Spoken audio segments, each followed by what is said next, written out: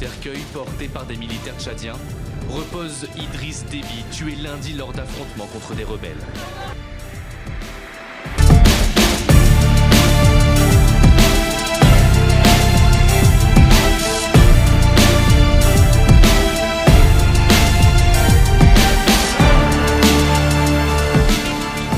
Mu by'ukuri byari amarira menshi ubwo Marshal Idriss Déby Itno, perezida wa Tchad, bamusezeragaho bwa nyuma. Amarira yatembaga ku matama ya benshi, yewe kugeza no ku basirikare be.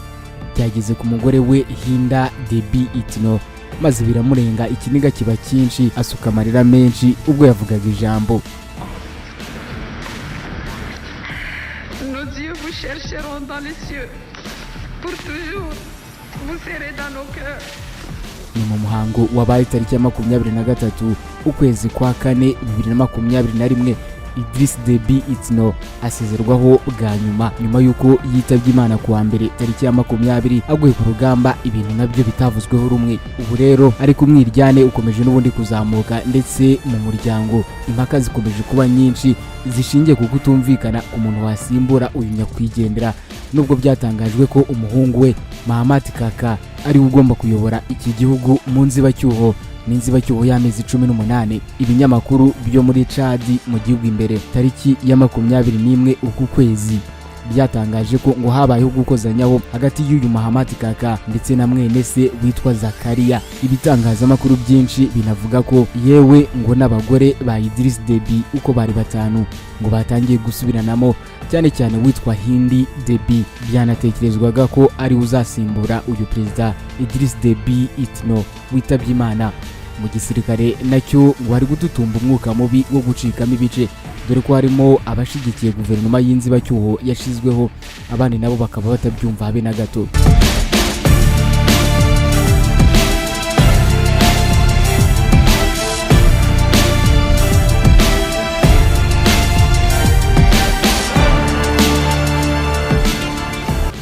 Reka muri iki kiganiro n'ubundi turebe uko umwuka uhagaze nyuma yuko perezida arashwe, ndetse akaba yanamaze gushingurwa tariki ya 23 uku kwezi kwa kane. Uyu mwiryane usigaye mu muryango we bapfa ubutegetsi urarangirira he? Umutekano muri iki gihugu wo uramera gute?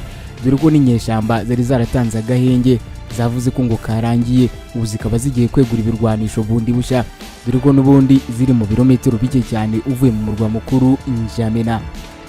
Inyandiko ziravuga iki? Turifashisha nyinshi, harimo n'ibyavuzwe n'ibitangazamakuru mpuzamahanga nka Le Figaro, Le Monde, Jeune Afrique, African News, BBC ndetse n'ibindi byandikira imbere mu gihugu. Tumenye impumeko muri Tchad nyuma yuko Marshal Idriss Déby apfuye. Bamwe bati ni coup d'etat. Ikaze.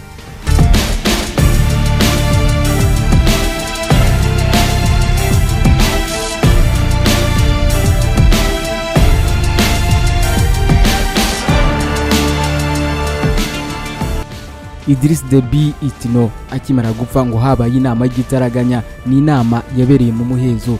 Iyi nama kandi ikaba yari yo kwiga ku buryo igihugu kigiye kuyoborwa muri ako kanya. Inama rero yaje kwanzura ko umuhungu we Pukka w'imyaka 37 yari ugomba kuyobora, guhabwa ubutegetsi kwihuse muri Tchad kuri General Idriss Déby nyuma y'urupfu rwa se, ngo nabyo byazamuye umujinya ndetse n'umwiryane imbere mu muryango wa perezida, ndetse yewe ngo byaje no gutuma havuka udutsiko duto mu gisirikare, mbese batangira gucikamo ibice. Perezida wapfuye Idriss Déby Itno mu butegetsi bwe mu myaka 30 yose yari amaze ku butegetsi, yari yaragerageje kwiyegereza abo mu bwoko bwe bw'Abazagawa, ari nabwo n'ubundi akomokamo. Aba ngo yari yarabatonesheje koko mu buryo bugaragara, kugeza ubwo ngo nimwe mu myanya ikomeye muri guverinoma ngo yagiye ayihabo mu muryango we. Ariko kandi mu buryo budatunguranye, ibi byateje umwiryane muri bo kugeza n'ubwo imboni z'abanyamakuru zibiboneye. Noneho ibitangazamakuru byo muri Tchad biri gukurikirana bya hafi ibiri kubera imbere muri uyu umuryango bavuga ko ngo wacitsemo ibice. Umuryango wa Idriss Déby Itno uburimo guhangana gukomeye cyane. Ikinyamakuru France 24 kiti Déby mu buryo butavugwaho rumwe ubwo hatangajwe urupfu rwa se, yahise atangazwa nk'ukuri iyi nama ya gisirikare igiye gutegeka inzibacyuho y'amezi 18. Gusa ariko hari andi makuru aturuka mu binyamakuru bitandukanye by'imbere muri Tchad. Aya makuru yo avuga ko hari ubwumvikane buke buva ku kuba uyu muhungu Mahamat Kaka ariwe wagenwe nk'ugomba gusimbura se. Ibi rero bikongera urujijo kubibaza ko imbere hatizewe neza ko ndetse hashobora kwaduka ibintu bibi cyane byanaganisha ku ntambara. Tariki ya 21 z'uku kwezi ibinyamakuru byo muri Tchad byavuze ko ngo ku ngoro y'umukuru w'igihugu ngo habaye gukozanyaho gukomeye cyane hagati ya Mahamat Kaka ndetse na mukuru we witwa Zakaria Idriss Deby. Aya makuru kandi avuga ko ngo ikibazo cyari gishingiye ku gusimbura se, gusa ibyavugwaga ko ngo habaye kurasana byamaganiwe kure n'umwe mu bagize akanama ka gisirikare bavuze ko ngo ari bigamije guca intege ubutegetsi buriho bwagiyeho bw'inzibacyuho.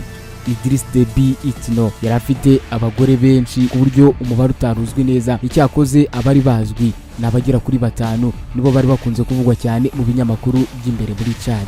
Muri abo bagore rero ba Idriss Deby harimo witwa Anda Aribuye, Zina Wazuna, Ahmed Idriss, Amani Musa Hilali, Haja Harime ndetse na Hinda Deby ukomeye cyane uvugwa muri bo rero muri abo bagore 5 n'uyu witwa Hinda Deby bose rero umwiryane wabagezemo nyuma y'urupfu rw'umugabo wabo waguye ku rugamba. Uyu Hinda Deby ari nawe wakunze kugaragara cyane muri politike ya Tchad, ni umukobwa w'umudiplomate ukomeye cyane muri iki gihugu cya Tchad.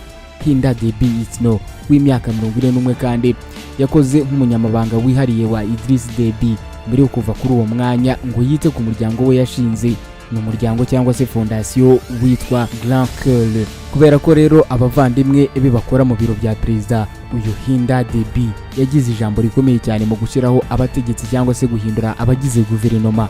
Azwiho kandi kuba ibyo yemezaga ngo nta wabihakanaga muri iki gihugu cya Tchad muri guverinoma mu nzego zo hejuru. Musaza we yitwa Kudur Mahamat yabaye umuntu wa hafi ndetse aba n'umujyanama wa Perezida Idriss Deby. Bivuga ko uyu musaza w'umugore wa Idriss Deby ngo yaranahari ubwo Idriss Deby yakomerekeraga ku rugamba mu gace ka Kanemu mu majyaruguru y'umurwa mukuru N'Djamena.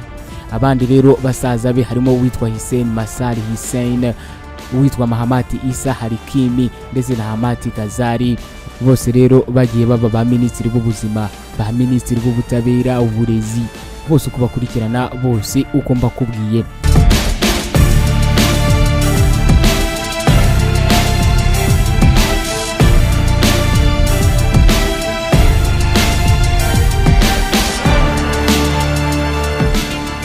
Hinda Deby umugore wari umutoni cyane kuri Idriss Deby, afite ubwene igihugu bubiri harimo bw'Ubufaransa ndetse n'ubwa Tchad. Nako kandi bimeze ku bana be 5 bose bavukiye hafi y'umujyi wa Paris mu Bufaransa. Bivugwa ko kandi uyu Hinda yari umuntu ufite ijambo rikomeye cyane mu rwego rw'ibitoro rwa Tchad, kuva Tchad yaba igihugu gicukura ibitoro gikomeye cyane mu mwaka wa 2003. Uru rwego rero mu byiciro bitandukanye rugenzurwa na bene wabo cyangwa se aba hafi mu muryango we. Hinda kandi na ambasaderi wihariye w'ishami rya ONU ryo kurwanya sida UNAIDS. Mu bikorwa rero byo kwiyamamaza mu matora yabaye tariki ya 11 z'uku kwezi, uyu mugore wa Idriss Deby wo mutoni cyane Hinda Deby yashijikarije urubyiruko ndetse n'abagore gutora umugabo we abicishije mu muryango we yashinze. Uyu mugore kandi mu by'ukuri ntasanzwe ku buryo hari n'abatekerezaga ko nawe ngo yashoboraga kuba yasimbura umugabo we, cyane ko yanisanishaga na politike cyane ugereranyije n'abandi bagore basigaye ba Perezida Idriss Deby. Ni imvururu cyangwa se ni impaka ku wagombaga kwicara ku ntebe ya Idriss Deby wapfuye, witwa Zakaria wanakozanyijeho na mukuru we nawe imbere cyane mu bifuzaga iyi ntebe ya se, avuga ati nanjye ngomba kumusimbura. Uyu Zakaria kimwe na Mahamat murumuna we bahuje se, bizwi ko nawe yari bugufi cyane bwa se. Nyina umubyara n'umwe mu bagore 5 ba Idriss Deby yitwa Anda Aribuye, ndetse byanavuzwe ko uyu muhungu nawe ari mu bagombaga gusimbura se. Urebye ukuntu se yamwizeraga, mbese ngo bari n'inshuti izikomeye cyane, inshuti magara. Zakaria yize amategeko mu by'ubukungu muri Tunisia, imatorezwa muri Minisiteri y'Ububanyi n'Amahanga ya Tchad mbere yo kugirwa umuyobozi uhungirije w'ibiro bya perezida. Uyu mwanya rero na mbere ye wagiyeho abandi bana 2 ba Idriss Deby, harimo uwitwa Amira Idriss Deby ndetse na Abdel Karim Idriss Deby, bose ari abana ba Idriss Deby. Mu 2017 uyu Zakaria yagizwe ambasaderi wa Tchad muri Emirates Zunze Ubumwe z'Abarabu, United Arab Emirates. Uyu kandi yanabaye ukuriye urubyiruko mu ishyaka riri ku butegetsi Patriotic Salvation Movement MPS. Uretse uyu ariko mu bandi bana banyakwigendera Idriss Deby harimo n'uwitwa Abdelkarim Idriss Deby. Nawe ati gusimbura data ntabwo byangwa nabi habe na gato, ati uya rwose nanjye nagombaga kumusimbura. Uyu Abdelkarim Idriss Deby yavutse mu 1992. Abdelkarim Idriss Deby mu 2015 yarangije mu ishuri rya United States Military Academy USMA i West Point muri Leta Zunze Ubumwe za Amerika. Mu kwezi kwa karindwi kwa 2019 uyu muhungu yagizwe umuyobozi wungirije w'ibiro bya perezida. Naho mu kwezi kwa 9 kwa 2020 kandi uyu Abdelkarim yayoboye intumwa za Tchad, intumwa zoherejwe guhura na minisitiri w'intebe wa Israel Benjamin Netanyahu ngo baganire ku kuba bafungura ambasade ya Tchad i Yerusalemu muri Israel nyine.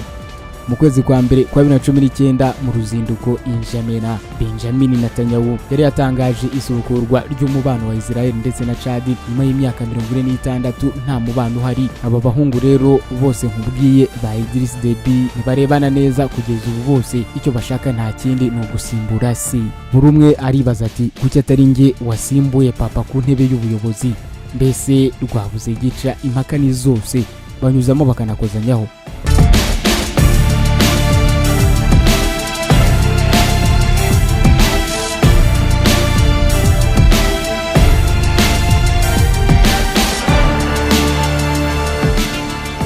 Ubushamirane hagati ya Mahamat ndetse na Zakaria bwarushijeho gukomera mu kwezi kwa mbere kwa 2020 ubwo se waba bombi, ubwo ndavuga Marshal Idriss Deby byavuzwe ko arwaye ndetse ko byagateganyo yasigiye ubutegetsi umugore we Hinda Deby. Ibitangazamakuru byo muri Tchad rero bivuga ko uyu Hinda Deby yayoboye inama za guverinoma ndetse akakira abashitsi bakomeye ku rwego rwo hejuru, akabikora nk'umukuru w'igihugu rwose nta zindi mpungenge.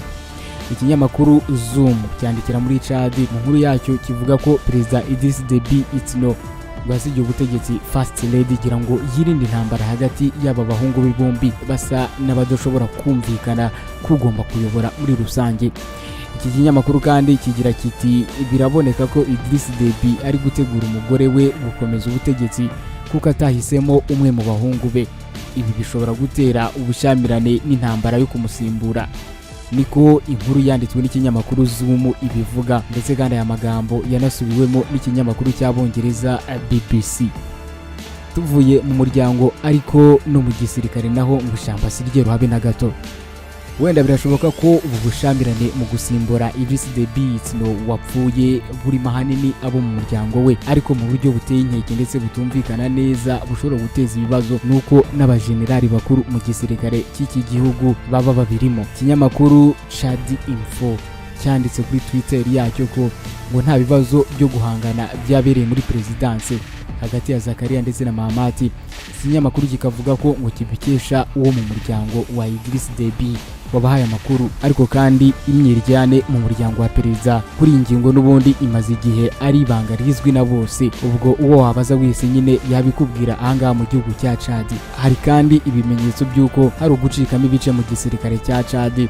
Ibi bikaba byarabonetse ubwo General Idriss Abdelkarim Diko yamaganaga ishingwa ry'akanama ka gisirikare ubu gategeka iki gihugu mu nzibacyuho. Uyu General Diko uri no mu basirikare bakuru b'iki gihugu yahoze akuriye inyeshyamba, bivuga ko ngahagarariye abasirikare badashaka ubutegetsi bwa General Kaka cyangwa se Mahamat Deby umuhungu wa perezida uyoboye iki gihugu. Itangazo ryasohowe n'uyu Diko bivuga ko aka kanama ka gisirikare kagizwe n'abantu b'inshuti nkeya gusa. Ubwo rero ngo ni agatsiko ka bamwe aho kuba agatsiko ka bose. Uyu mugabo we yifuza ko ngo haba ibiganiro bifunguye vuba na bwangu mbere yuko igihugu ngo kirohama mu kaga, nk'uko ikinyamakuru Tchadan Tropus nacyo cyabivuze.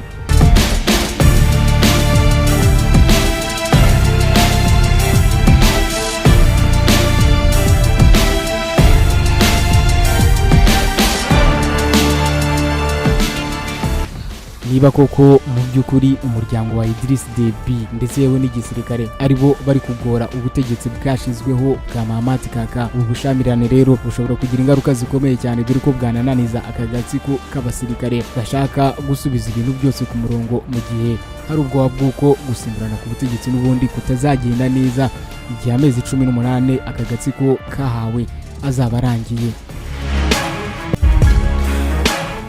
Abasesengura politiki ya Tchad bavuga ko hari abantu benshi ndetse benshi cyane batishimiraga uko Perezida Idriss Deby witabye Imana ngo yacungaga ibikomoka kuri peteroli, ngo yabicungaga nabi cyane. Hari abamushinja ibyo bintu, bavuga ko kuba igihugu cye kiri mu bifite uriya mutungo mwinshi wareka amafaranga avamo ngo akaba atarasaranganywe mu baturage ngo abagirire akamaro, bari imwe mu mpamvu zituma hari abo byarakaje ndetse begura intwaro biyunga n'imitwe y'inyeshyamba igamije guhungabanya ubu butegetsi ndetse no kubukuraho burundu.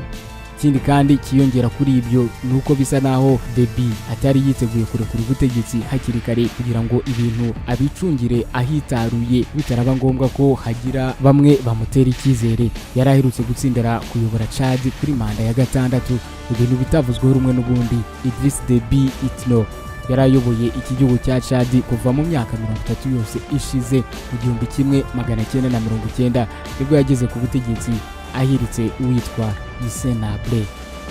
Mu gusoza rero reka nkubwire gato kuri iki gihugu cya Tchad n'ubundi kiri kugaruka cyane mu mitwe y'ibitangazamakuru bitewe n'ibyabereyeyo, aho perezida yishwe akicwa arashwe n'inyeshyamba nk'uko byavuzwe. Nk'uko bigaragara iki gihugu cya Tchad ni igihugu kidakora ku nyanja habe na gato, ni igihugu kiri mu bihugu binini byo muri Afurika, icyo nacyo ntawakirengagiza. Mu majyaruguru ya Tchad hari Libya, mu burasirazuba hakaba Sudani, mu majyepfo ya Tchad ukahasanga igihugu cya Repubulika ya Centrafrique, naho mu majyepfo ashira uburengerazuba ho hari igihugu cya Cameroon ndetse yewe na Nigeria, naho igihugu cya Niger cyo kikaba kiri mu burengerazuba bw'iki gihugu cya Tchad. Tchad rero ni igihugu muri rusange kiri mu bifite igisirikare gikomeye mu gace iherereyemo, ni agace ka Sahel. Ubutaka ndetse n'ikirere bya Tchad birihariye cyane kuko ifite ubutayu ikagira ibibaya byera biherereye mu majyepfo y'iki gihugu. Tchad kandi ifite ibiyaga birimo nk'ikiyaga kizwi cyane n'ikiyaga cyakamye cyitwa Lac Tchad. Ni igihugu kandi gituwe n'amoko arenga 200 y'abaturage bavuga indimi zitandukanye, ariko kandi bagahurira ku Cyarabu ndetse n'Igifaransa nk'indimi zibahuza nk'abene gihugu. Abisilamu nibo benshi muri kiriya gihugu kuko bangana na 51.8%, naho kandi abakristo bakaba bangana na 44.1%. Imibare yatangajwe nyuma y'ibarura rusange y'abaturage ryo muri 2015 yerekana ko muri uwo mwaka nyine wa 2015 Tchad ngo yari ituwe n'abaturage barenga 13,679 n'abantu 203. Muri bo rero 3,212,470 nibo batuye mu miji, naho abandi bagera kuri 10,457 n'abantu 614 bari batuye mu cyaro. Ni muri 2015. Ngayo nguko ngibyo ibiri kubera muri Tchad nyuma yuko Idriss Deby Itno apfuye. Umwiryane ukaba ukomeje gufata indi ntera mu muryango we, aho bose bashaka kumusimbura, mu gihe inyeshyamba nazo zikomeje kwisuganya zishaka kongera kubura imirwano.